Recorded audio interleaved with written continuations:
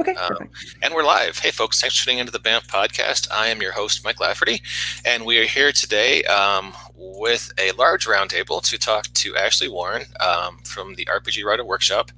And if you recognize her, it's because she was here a few weeks ago with the Astral Virtual Tabletop. How you doing, Ashley? I'm good. Thanks for having me back. Oh, thanks for coming back. Let me do a quick introduction of the many, many people we have in the studio with us today. There's Brandon Powers. How you doing, Brendan? I'm excellent. I went into work for 4 hours and got home so I could be here for you. All right. I like Captain America shirt, by the way. Thank you much. I like it as well. All right. And sitting next to Brandon in our virtual BAMF studio is Alice Pang. How you doing, Alice? I'm doing great. How's everyone else? Hi, Thanks for having me. Oh, thanks for being here. And rounding out our panel is Walt Rebelliard, the grizzled old man of BAMF podcast. How you doing, Walt? Grizzly and old. Okay. So give me just 1 second. I am trying to find the link on YouTube right now for the... Well, while you're doing that, Ashley, what have you been up to since we talked to you those many moons ago? A lot. This has been like one of the busiest years ever. Yeah, it's all been good things though. Working on lots of different projects and getting ready for the next workshop that's starting soon. And yeah, the Astral team's been busy. So yeah, it's been a good year. So what is this workshop? Tell our viewers about it. Sure. So the RPG Writer Workshop is an online community that helps new writers produce their first adventures. And we host like the actual workshop twice a year. It's in July, and we do like a winter one that's November and December. And each workshop is designed to help people write and produce a whole one-shot adventure within that time frame. So we obviously focus on writing, but also layout and editing and playtesting as well. So it's basically a way for people to kind of kickstart their journey into writing RPG content. And if people want to get involved in this because they want to learn how to write, how do they get in touch with you? Yeah, so you can go to our website, which is www.rpgwriterworkshop.com. We're currently open for registration for the workshop that starts on November 1st. Registration for that does close on October 31st. We do want people to take the workshop during the schedule that we've created, because having that community to help with each step of the process is really motivating and encouraging. And our curriculum, it has a schedule that makes the process of writing an adventure very doable and very approachable. So we break down each step in the process into kind of small pieces so that people who might feel overwhelmed by just the very notion of writing an adventure can feel like they are capable of completing it. So registrations are open now. We have a free path. We have 2 premium paths, one of which is a partnership with Dungeon Masters Guild. They provided some maps and some design assets, which we're really excited about. So we try to encourage a lot of our participants to publish to DM's Guild or to Drive Through RPG or to, active publishing platform like that for their first adventure. So that's what a lot of our participants end up doing. That brings up a good question. Are you guys focused on one particular system, or are you guys trying to help people learn to do for any system they're interested in? And do you help with the publishing aspect of it?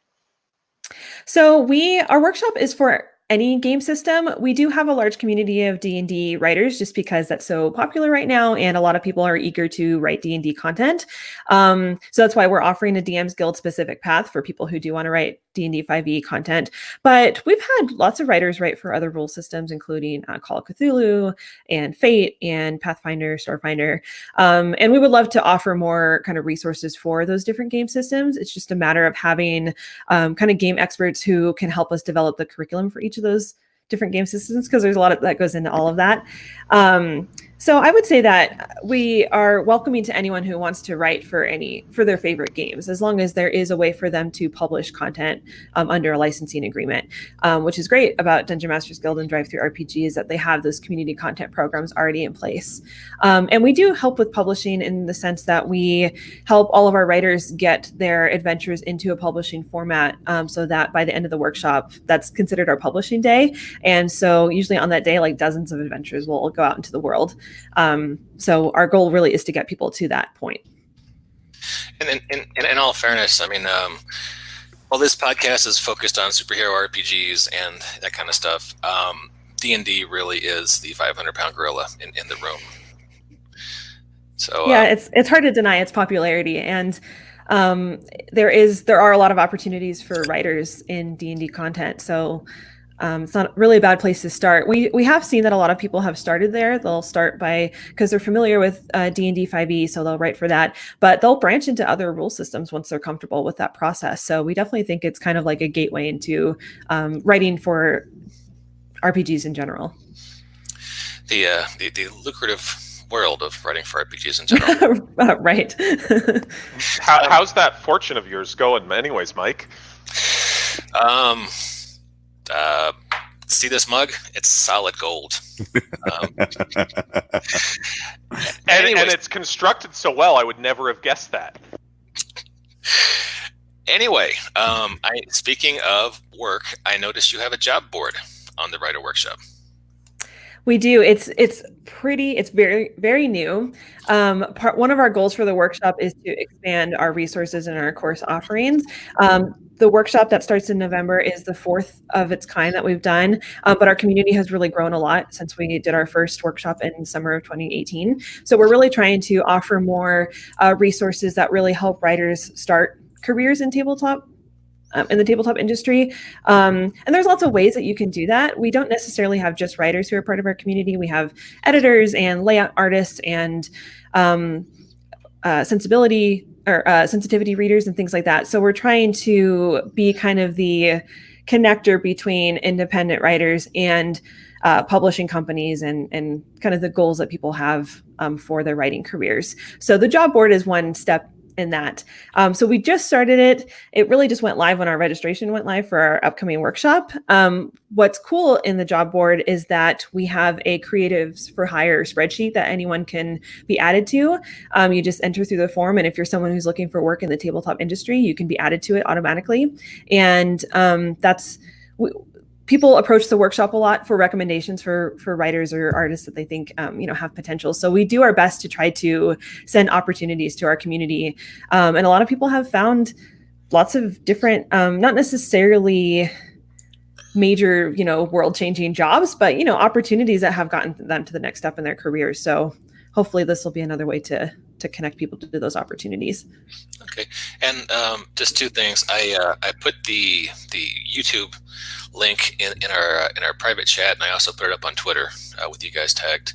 And give a quick shout out to Mike Mylar, who we had on 2 weeks ago talking about Vaskavia, his current Kickstarter, and he said lots of good things about you guys, which is how we even found out you exist. So yeah, Mike is actually working. He just made a course for us that we'll be adding to our course catalog soon about creating a primer for your original campaign setting. That's kind of Mike's specialty, is writing original campaign content. And that's a question that we get a lot in the workshop is well, if I have this idea for a full campaign or a full setting, where do I start? So we partnered with Mike to create a course all about that. So that should be available soon. And we're excited to be able to offer that. Okay. So how long does the workshop go for? Is it a one-day thing for multiple hours, or is it over the course of a week, almost like a seminar? It's longer than that. So it's a 6-week course, the one that's coming up soon. So it's from November 1st to December 14th. And we have an international community, so nothing's online at a specific time. We have a curriculum of lessons that unlock over the course of the 6 weeks, basically for each step of the process. So we'll do putting together your writing toolkit and starting your mood boards and doing your outline and so on until the end of the workshop. So it lasts for 6 weeks, and we try to cover as much as we can in that time frame while not making it totally overwhelming. So we don't necessarily go into great detail about the many different avenues of narrative design. It's pretty introductory. It's just enough to really get people to finish a project. We're very focused on people completing something, because when you actually complete a project, you're much more inspired and motivated to do the next project. And so if you have these big ideas in your head, you can use this as kind of the starting point for that. And in the summer, our workshop is 4 weeks. So we do it in July, and it's just July 1st to the 31st. So that's kind of we cover most of the same topics, but kind of a condensed version of our longer workshop. And what kind of industry professionals would somebody see when they log into this, possibly for courses or webinars or anything like that?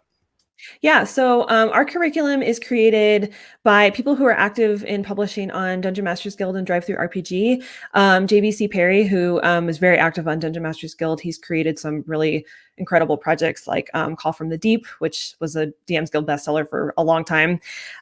Chris Waltz, who works for Cubicle 7, he's an editor, full-time editor there now. Beatrice Diaz, who does a lot of Ravnica content, as well as Scarred Lands content on Drive-Thru. I produce some of the lessons as well because I work in the industry full time.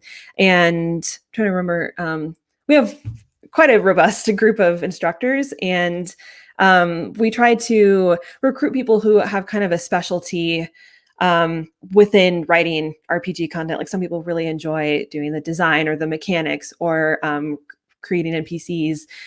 So we try to recruit people who consider that to be like their niche. But yeah, I think we have a really, really solid group of instructors. That sounds pretty cool. Just wanted to point out we have 8 viewers right now. And Yay. Mike has just changed coffee cups. This is the emergency backup coffee cup, and the primary coffee cup failed its, yeah. So for something like this is really of interest to me. When I started my studio, we did it specifically as a way for people who were having problems getting into the industry, because back in the 90s, before all this crazy online stuff, it was really a challenge to network and kind of get your stuff out there, especially since 90% of it had to be like cut and pasted by hand. You had to go to copy shops and all this other garbage. But this is seriously pretty wild. Now, I also see that you have the course has a Discord, so you can go in and collaborate or what have you. As far as the collaboration goes, once you get this product set and everything is the writing's done, editing, everybody has gone through the entire process. If it's a collaborative effort, how does the royalties get shared? Do you have a course for dealing with royalties? Do you have a referee for when things get weird? How does it work? We touch a little bit on things like that in the workshop. What's nice about publishing a Drive-Thru RPG or DM's Guild or one of their sister websites is that they manage all of that on their end. So once you set up your title, if you do a collaborative project, you set up the percentage split. That's like we usually put the onus on our creators to kind of handle that, what's best for their project. We have more than 2,000 people who are in the workshop community, so it's not really feasible for me and the fellow instructors to kind of referee all that. But we do talk about like the ethics of how to do a royalty split, like what's fair, how you should price your adventure content. So we do kind of touch on that, and our community is so active that people who aren't really sure about something can use the Discord to, talk with fellow creators and find out what works best. But we don't necessarily handle like any of the kind of money transactional things on the workshops, and we just provide resources to where that can be handled. I didn't know if you had like a digital taser or something like that you could use when it gets out of hand. No, we have some really great moderators in our Discord channel. They have but the it's tasers. not, Got it. Yeah, I'll say that they do. But our community, like we've never, if we do have tasers, we've never had to use them because our community is just really, it's just really great. It's really supportive and encouraging. There's like no feeling of competition. It's all very much like everyone's working toward their own goals, but wants to see everyone else succeed. Kind of like a rising tide lifts all boats. So that's definitely the kind of atmosphere we try to maintain in the workshop, is just encouraging each other, for success and being very doing things with like a good heart. Like if we're sharing things on Twitter, we want to like promote other people's work and things like that. So it's not just about our own projects and our own like egos and our own success. I just wanted to say hi to Joe, who said hi to us in the comments on YouTube. It's never happened before. I'm just really excited. So Yay! Oh, hi Joe. Joe, I worked with Joe on quite a few projects. He's been very great and supportive, and he's done the workshop a couple times, I believe. So. Hey, Joe. Yeah. Yeah, I just joined the workshop on the free path about an hour before now, just to do quick research because I'm a pro like that. I was impressed with just the breadth of offerings you have here, even just on, this isn't the actual workshop, this is just the vault area I'm looking at. And the resources for marketing you got with the self-promotion guide and a list of all the active reviewers, that's super handy because it can be a real challenge as a publisher finding those resources. Yeah, so the Vault is another free resource that we offer to anyone who wants to be part of the community. It's like the job board. These resources are free, and you do have to register as part of our website just because we host them on our site. And so to get access, you have to create an account, but they're not anything that you have to pay for, and we don't like bug you with marketing. But the Vault is basically a resource portal where we are regularly adding new links to helpful resources. There's kind of an overwhelming amount of writing advice and resources on the internet. And so one of my goals as the director is to kind of curate this information in ways that we think are most helpful, because what I see happen a lot is that someone will be like, well, I want to write RPGs. Like, where do I start? And then people will just bombard them with like links and like advice that's not necessarily helpful for someone getting started. And it just feels very overwhelming and daunting. And so one of our kind of ongoing missions is to make this information very accessible. And so the Vault is just one. It's kind of like our library where we kind of collect helpful resources. And if anyone's ever stuck, you can just go there and just browse through the categories and find some good resources that we've kind of like put our approval on. Is kind of how I think about it. Okay. Just to kind of explicitly present the offerings, there's a free course for the workshop, but there's also a paid course, right? How does that work? Yeah, so we always offer a free course because we always want information to be as accessible as possible. And we understand that even any sort of monetary payment can be hard for some people. But we do offer a premium path that includes all of the lessons that our instructors have created, along with a private forum that they'll get access to, so that they can kind of get, our Discord is awesome, but there's so much activity there that it can be hard to really get like, direct help if you have like a paragraph that you want to share, because it just gets lost in all the discussion. So the premium path has all the lessons. It has, which is a lot of content that has been really kind of like painstakingly created by me and the other instructors. And both the free and the premium path include pep talks from industry professionals. So we'll send those out throughout the workshop. And those are just kind of like short little emails that are usually encouraging, that have some sort of like advice from people who have been working in the industry, things that they used to struggle with that they now can kind of impart advice about. And then we also offer downloadable like worksheets and templates to use throughout the process. So we have kind of a main template for writing your adventure. It just like outlines like, here's all the different sections that are in an adventure. So you can kind of fill that in throughout the workshop. Then there's workshops about NPC or villain design that kind of break down the different aspects of like a villain, like their motivations, their backgrounds, things like that. An environmental worksheet about like creating the biome of wherever your adventure is set. So there's just lots of resources and goodies that we provide for both paths. So I think that there's definitely a lot of value there.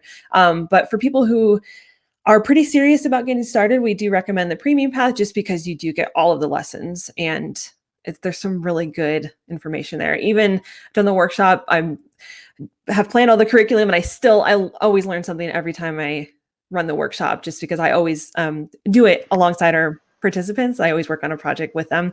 And I definitely think that it's a pretty solid way to get started with that, because we cover just so many aspects of adventure design. And what are the price points on that? I'm sorry if I missed that earlier. No, I did not say it. So that's a good question. So both premium paths, we have just the general premium path and the DM's Guild specific one. Those are both $35. And they're both the same price because they have the same curriculum. The DM's Guild path has some additional maps and design resources that the general path doesn't have. And the general path is probably best for people who don't necessarily plan to publish the Dungeon Masters Guild. We don't talk as much about DM's Guild in that path. So that's more for people who want to write for other game systems, or just keep their options open. So that's what distinguishes those two.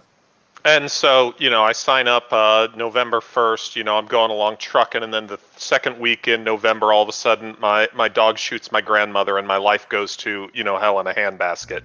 Well, the support continues on. You're just not getting as many of the participants going through at the same time. I will say that we have really good completion rates, and that we definitely see most people get to some point where they've definitely completed all the lessons. Whether or not they publish is kind of up to the individual. Some people will have actually completed their adventure but not feel ready to publish. We do try to always encourage people to get to that point because you just kind of have to get over that initial hurdle. But what's nice about the premium pass is that you get a downloadable file of all the workshop content at the end of the workshop, so that if you missed a lesson or you weren't able to complete it in the time frame, you'll still have all of that content that you can reference later on. And we think that's kind of a nice perk. And we try to encourage people to follow the schedule as we've set it, because we know that it works. We know that it leads to completed projects, but life sometimes gets in the way, and that's just a reality. So much of the workshop is focused on developing a process that works for you. The process that we lay out works for me and the other instructors. Ultimately, we hope, though, that people will follow the process, determine if it works for them, and then make changes where necessary. And sometimes if you have a really busy life or something, happens in the middle of the workshop, that's part of understanding that process is like, okay, well, this is what I want to do in the future when things like this arise, to ensure that I'm still able to write and bring my projects to fruition. So, I mean, there's no pressure. It's just that we have recommendations and deadlines and things to help keep people on track. The same kind of things that you might deal with in real life. Absolutely. Yeah. The other question that brings up, everybody learns a little bit differently. There are people that learn that there are writers, very established writers even, that never do an outline. And I noticed that you guys have an outline course. What if people are like, I just don't learn that way? That's fine. I mean, my background is both in writing and in education. So I try to impart a lot of what I used to study and research and actually use when I was teaching English with people who take the workshop. So that means understanding that there's lots of different learning styles. A lot of the lessons have different kinds of activities. Like, not everything is the same kind of lesson. That said, since this isn't like a traditional school environment, usually people who are taking the workshop, like they want to do this. And so if you want to do this work on somewhat a professional level, this is kind of how it works in the industry. I'm a contract writer for lots of different publishing companies, and this is kind of how it works for me. And so this is like a lot of how I've developed the curriculum is based off of that experience. But you don't ever have to complete a lesson. There's no grades involved. It's kind of up to you, like what pieces you want to take from the workshop. I will say, though, if you are someone, and this is just a general like if you feel like you're someone who has trouble completing things, I would really recommend following the project as the workshop as we've outlined it, because we know that works, and we know that it's very doable, and it's designed for people who have busy lives. Like, I work full time and I'm a contractor for different publishing companies. So I know what it's like to have a full-time job and have other commitments in my life and still have deadlines and people who are expecting work from me. So I feel like it's a very, each lesson only really takes a couple hours. And if you make it a priority, it's doable. So even if you don't like outlining, if you can kind of do like the bare minimum, it'll still get you to that next lesson. You'll still have something to show for it. That's awesome. So that people who do have different learning styles don't need to feel like they're going to be pigeonholed or they're going to be writer's blocked if they try and do this course. That's absolutely good. Yeah. And we really encourage like coming up with strategies to overcome writer's block. We know kind of like the main pain points for people during the writing process, like where people tend to get the most stuck. And so we'll always offer advice for kind of getting around those hurdles. So you don't get halfway through your project, get frustrated, get burnt out, and then never come back to it again and just feel like you can't do it, because we don't believe that that's true. There's always a way kind of around it, but it's partly a matter of feeling empowered enough to kind of troubleshoot your own process. And so that's really like something that we're trying to impart onto our communities. Your process should be unique to you, but if you don't know what your process should be, this is kind of a good place to start. Hey, I just wanted to call something out. Yeah. You can see the share screen. I was looking over the website, and you guys have scholarships where people can nominate their friends to get into the workshop for free. We do. And actually, I need to update that number because we have 25 scholarships that we're offering now, because we've had some very generous private donors. And we always offer scholarships every time we do a workshop that has any sort of monetary payment required, because we know that people have different needs. And so we never want people to feel like excluded from taking the workshop for that. So yeah, I would definitely apply for a scholarship if you're not sure. Some of those were donated by Dungeon Masters Guild, who's our sponsor and our partner for this workshop. Astral Tabletop's also a sponsor, and yeah, we're just glad to have people who want to support the workshop in that way. Awesome. That is great. I'm happy to see that.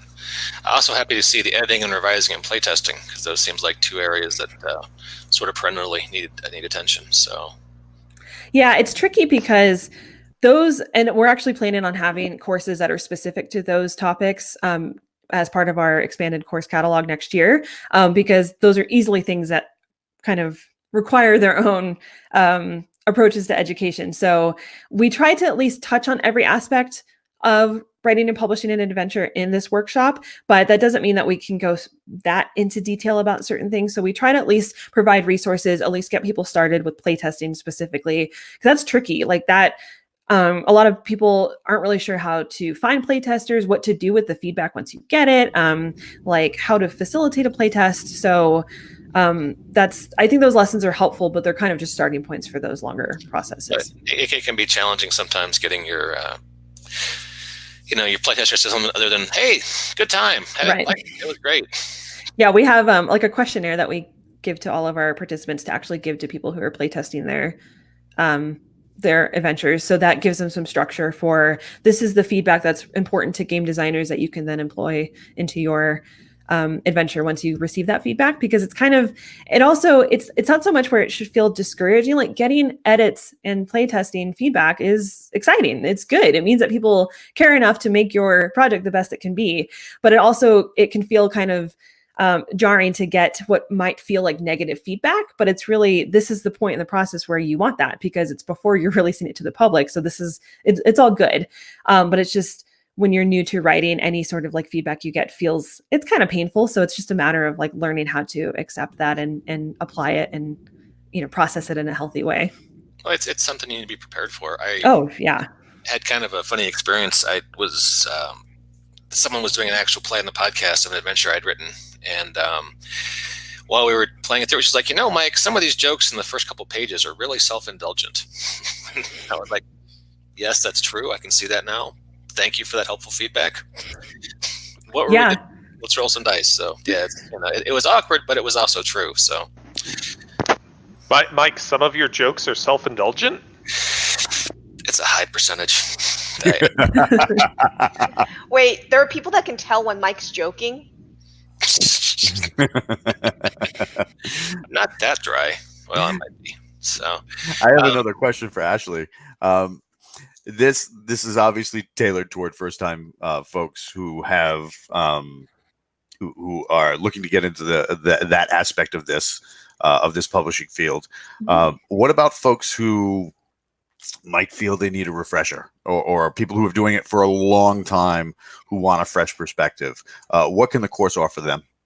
Yeah, we actually have quite a few people who are professionals in the industry who take the workshop when we offer it, which is really exciting because it kind of validates that it has value beyond just kind of getting new writers to that stage in their careers. I think there's a lot of value to working on a project alongside other people who are also working on their projects, like having this big community where everyone's kind of working toward the same goals, but not necessarily the same thing altogether. Part of the project was, the workshop was kind of inspired by National Novel Writing Month, NaNoWriMo, because I had seen that a lot of people were like, I wish there was something like this, but for RPG writing, because there's something really powerful about that whole community all writing, a book in 1 month, and like, going through all the pain and joy that comes with that. And so we're trying to kind of emulate that atmosphere in the workshop. So I think that experienced writers really enjoy having that support system, having deadlines. Even if they're experienced writers, it's always helpful to have deadlines for things to hold yourself accountable. We offer new resources every time we do the workshop. Like, it's never the same every time. Some of the curriculum will be kind of the same, but we're always adding new things or adjusting things to better help the success of our participants. And so there's always something new to find. And there's always new people to meet. And so lots of people are able to form new collaborations or partnerships with all the new people that join the community every time.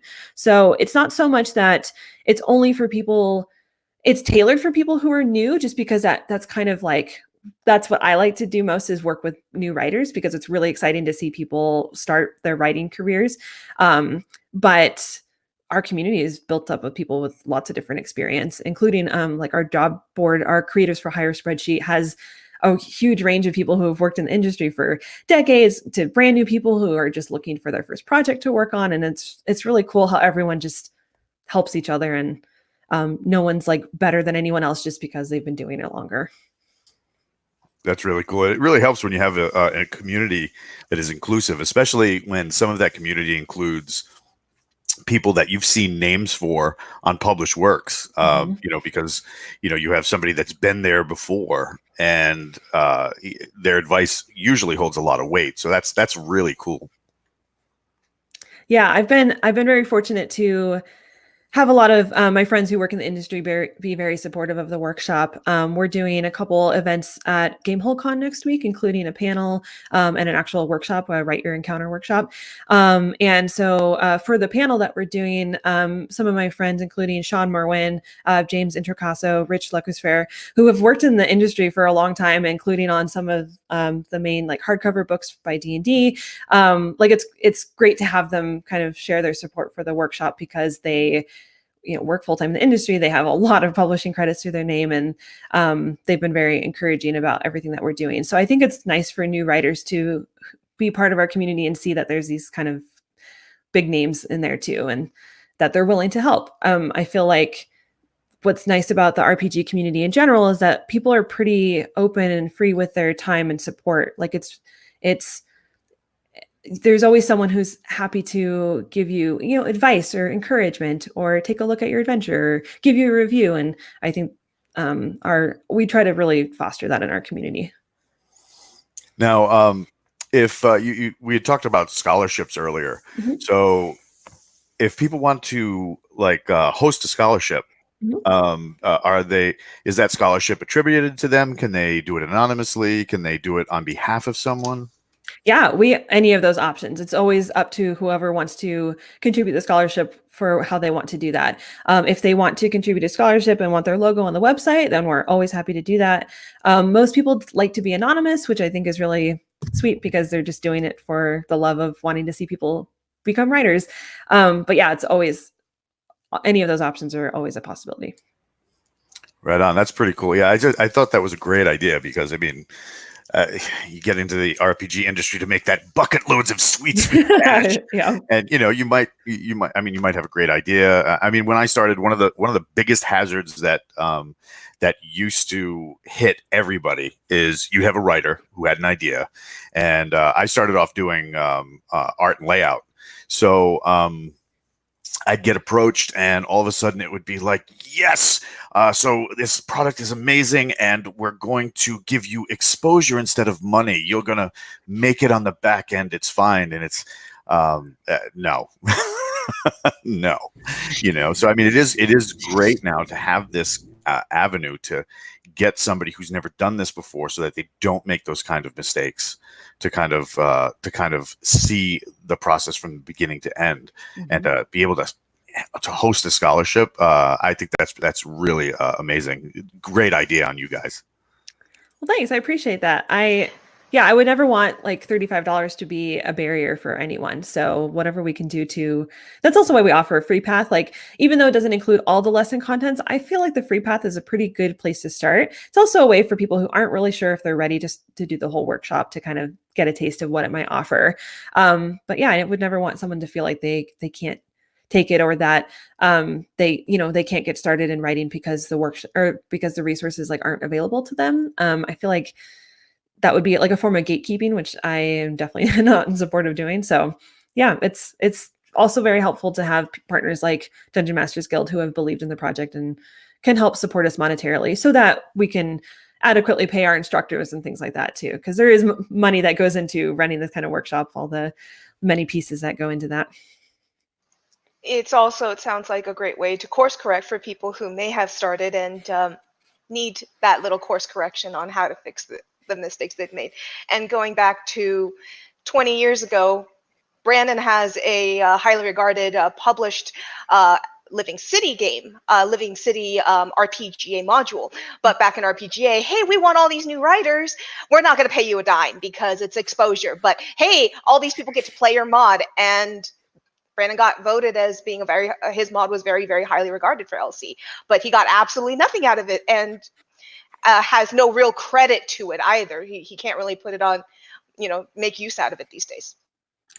Yeah, I mean, I think it's clearly we all value writing and art and what that brings to our lives. And because tabletop RPGs are really having this moment in pop culture too, like there's a market there, like there's demand for it. So I really believe in creatives getting compensated appropriately for the work that they do. And so I like to think that that's, permeating the RPG industry, that people can expect to get paid accordingly. But we have that discussion a lot in the workshop Discord, just like, what do I charge for the work that I do? Like, especially for new writers or new editors who feel like they don't necessarily have a lot to offer, you should still charge for your work, because what you charge has a ripple effect on everyone else who's also doing the work that you're doing.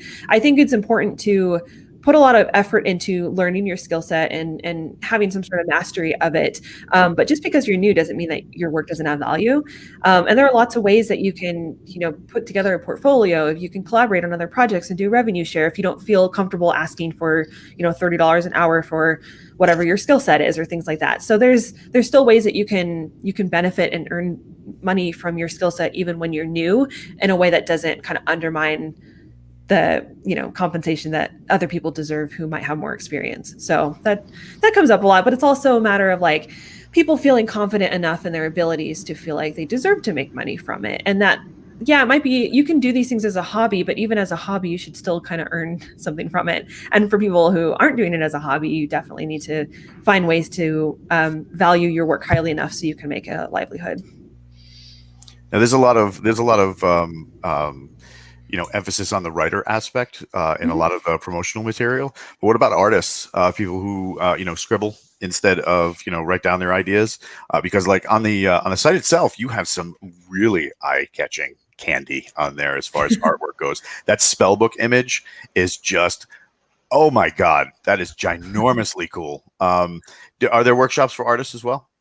That's on the agenda for 2020. Because my wheelhouse is totally writing and that stuff. I'm not an artist. I work a lot with great artists. So I'm working on developing some partnerships with people who want to actually create courses that are specific to art. So I would love for that to be part of the RPG Writer Workshop umbrella, because we really want to be able to offer courses that fit each of those different aspects of producing RPG content. We have a really cool cartography course in the works and things like that. And yeah, so I want to say yes. I just don't have too much that I can share yet. But a lot of what I try to do is find the right people to produce course content for us, because I can't do everything and I'm not good at everything. So I don't want to always just be the only person creating curriculum. Like there's strengths that I have, and I would rather have people who have a lot of expertise in their subjects create course content for us. But yeah, would love to offer more for artists, and definitely layout. That's a big, we do a few layout lessons in our workshop, but that is its own skill set. So a lot of our writers struggle with that just because there's a lot to learn in a short amount of time. We talk about a lot of different tools that you can use for layout. We always give people templates, but that's still just, it's kind of a lot. It can be overwhelming to figure out how to lay out your adventure, even if it's fairly short. So I would love to expand more of those offerings as well. Hit me up. I'm available. Good to know. Good to know. Honestly, I'm sorry. Go ahead, Lala. Oh, no, go ahead. Well, first. I was just going to say that a well laid out product is almost as important as the writing itself, because I mean, when we got Supers, the role playing game, the layout was very simple, with very small images throughout, and this amazing, fantastically written game by Simon Washburn was being overlooked, and we were like, "Why? This is amazing!" So when we took over the property, we just gave it a little fluff, and new layout, new art. the thing we hear all the time is that the although the cover art is very dark, because for some reason everybody wanted the dark brooding hero on the cover. It's we have a lot of inclusivity on the cover, a wide range of body types and race and gender, and but I mean that just that ramp up of the oh yeah, there's that, oh yes, that sweet cover. But I mean, you know, uh, you have that really shot in the arm that this tremendous game got, not because, you know, we took it over, because it was because you had an amazingly written product that just was kind of packaged okay, you know, and a little layout goes a long way. I'm going to agree with exactly that, because when L5R came out with their 4th edition for the Alderac game, the book was so beautiful and such, and I told some of my friends on just, you know, how nice it looks and such, and they kind of scoffed at the importance of layout. But let's say you're telling somebody about a game or about role playing in general, and you can give them, you know, some printed pages that, you know, look kind of drab and such, or you can give them a beautiful book that will entice them. We don't eat with our mouth first, we eat with our eyes. And it's that same kind of thing, is that you don't grasp the rules, the intricacies, but you look at a book and make that judgment. What does the cover look like? What does the paper feel like to me? Things like that. And it isn't just for, you know, the module or the book, but layout in general for anything RPG, when you're promoting and such like that. That's really important, because that first piece of paper that they look at can be all that stands between them buying it or them walking away. I have someone who is watching who just messaged me on Discord. He asked, he said, well, this workshop just looks like it's for writing modules, but I want to write a system. So I wanted to ask, could he be learning about that from your thing? Yeah, real quick, I just wanted to mention one more thing about layout, is that one of the new lessons that we introduced in our summer workshop this year is about designing for accessibility. So that means designing so that people can like read your modules using screen readers. So for people who are blind, we try to encourage people to design their modules in a way that's accessible to everyone who might want to play their games. And so I'm really excited that we're now able to offer a lesson specific to that, because I feel like it's important that we're making content that can be played by all members of the RPG community. So that's definitely another valuable thing that I think the workshop offers. And that lesson will also be in the this upcoming workshop as well. And there's a lot that I learned about that as well. My background is in literacy, so I knew a little bit about designing content to be accessible by different types of readers, certain fonts to use, and how to like really design things to be very clean and readable. But there was a lot of really great tips that I learned from our instructors for that. But to your point, designing Mike's course that he is working on, Mike Myler, I think will be a really great starting point for people who want to create their own campaigns. I do think that is something that we do want to offer more courses in, but there's a lot of different aspects that go into that. So it's just a matter of finding the best format for that. Like, will that be like almost like a semester long type course that we do for campaign development like that? That will have to be a longer time frame.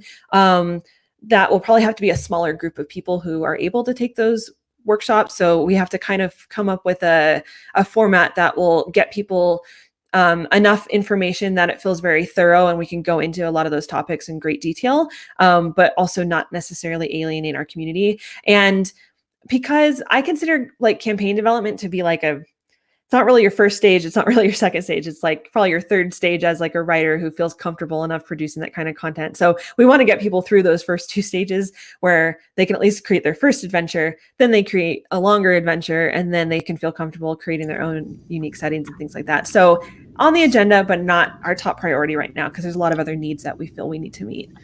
Well, it is important to be able to, the act of finishing a project is a big deal. Absolutely. And thank you for answering his question. Oh, sure. Yeah, we get that question a lot. And a lot of people who are taking the workshop are folks who have ideas for their campaigns. And so they're using this as kind of like almost writing an introductory like encounter short adventure that they can then build off of. Like really, if you do the workshop kind of model over time, you can eventually produce a full, campaign length book.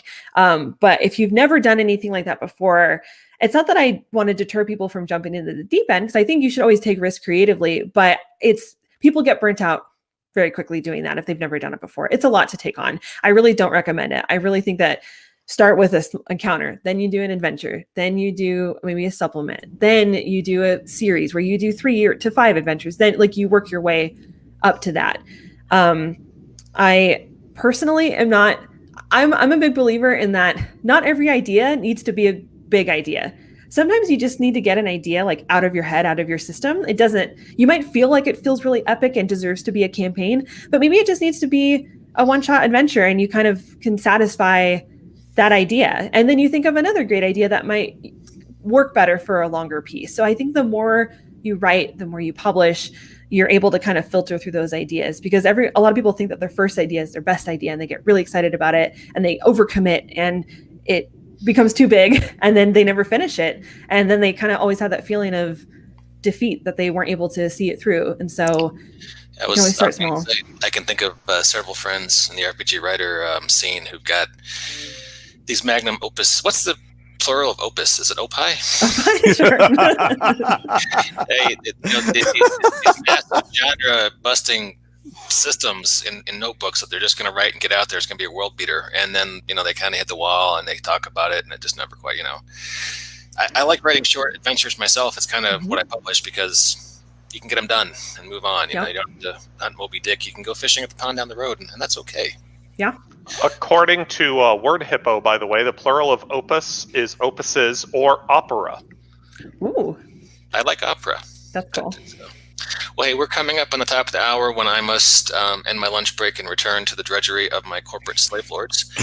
Do we have any closing thoughts before we wrap things up? I think this is a great idea. I think the way you have a free tier first, scholarships, and then the option to have a buy-in tier for higher levels of instruction. I think this is well thought out and long past due. Excellent job. Fantastic. Looks Thanks, like a I fantastic appreciate project. Awesome. I appreciate that. We've put a lot of love into it, so I hope that shows. I haven't So heard Oh, go ahead. Sorry. You did mention that if you guys were doing something bigger, that you'd want fewer people. How many spots are in each grouping that you do take on this? Currently, we don't have a limit. It's kind of a free for all. I guess if it gets really out of hand, we'll figure something out. But there's not really a limit at this point, just because the way that we have the course set up is we can have pretty much as many people as we feel we can handle. I would say that for some of our other course ideas might require having smaller groups. It doesn't mean that we might just have to have a different schedule for those. But yeah, I think we have 400 people signed up for this workshop coming up soon. That's pretty average for us. We usually get between, I think, 400 and 500 new folks every workshop that we do. So, hey, we got a question from Joe. And I apologize for not seeing your question 10 minutes ago, Joe. I was in another tab. He asks, anything specific to dungeon design? That was my Joe voice. Yes, I feel like Joe already knows that. Okay. I'm just gonna call him out. Yes, we have, and someone that he is good friends with is working on that one. So I think he'll like that one. So yeah, that is also on the agenda, because that's something that it also kind of needs its own workshop. It's a lot to cover within our current write your first adventure workshop. So I think that'll be fun. Yeah, well, it's a very specific fantasy trope. Not other genres. Sure. You're gonna deal with that. Right. So. All right, cool. And Joe sent us a smiley face, so I guess he's happy we talked about that. Okay, so, good. That is good. Brendan, Alice, Walt, any closing thoughts, questions before we wrap it up? Since I guess you're involved with Astral Tabletop, I haven't gotten to that BAMF podcast. You guys were just doing Doctor Strange in what I've been listening to this morning. But is there anything about taking that module and putting it on something like Astral or Fantasy Grounds and the tools that you might get through some of those things? Yeah, I think it's great if writers can use virtual tabletop platforms. I think it would be really cool for more people to use those for playtesting, because it really opens up the network that you're able to approach about playtesting, because you don't have to just have an in-person group to do that. people who publish on Dungeon Masters Guild are often approached by Fantasy Grounds to convert their modules to Fantasy Grounds compatible files. So yeah, I think virtual tabletop is great, and will hopefully expose those adventures to new audiences. Cool. Thanks so much for coming, and Mike, thanks for the invite. I'm always glad to have you, Brendan. Alice, well, thanks. Appreciate you guys having along to co-host. Cheers. Ashley, thank you so much for indulging our little monkey show here and coming out. We really appreciate it. Yeah, thank you for having me. It was great to chat about the workshop. Any closing thoughts or final things you want to say before we wrap it up? I don't think so. If you're interested in the other work that I do, you can go to my website, which is ashleywarrenwrites.com. I do lots of collaborative projects in the community, and work for cool companies and things like that. So yeah. All right, sounds good. And just one last time for anyone back, that's rpgwriterworkshop.com, correct? Yes. And they can also find you at Twitter on the same handle. So yeah, it's workshop with no vowels in it because I ran out of characters. So it's RPG Writer WRKSHP, I believe. Mm-hmm. Yeah, it's hard to do off the top of my head. No worries, and that comes up pretty quick in Google. That's actually how I found you on there. So awesome. All right, cool. To our listeners and 8 viewers, hey guys, thank you so much for coming out today. Appreciate it. And we'll catch you next time on the BAMF podcast. And I hit the end button, and there's a long, awkward pause while we're waiting for things to Bye. Hey.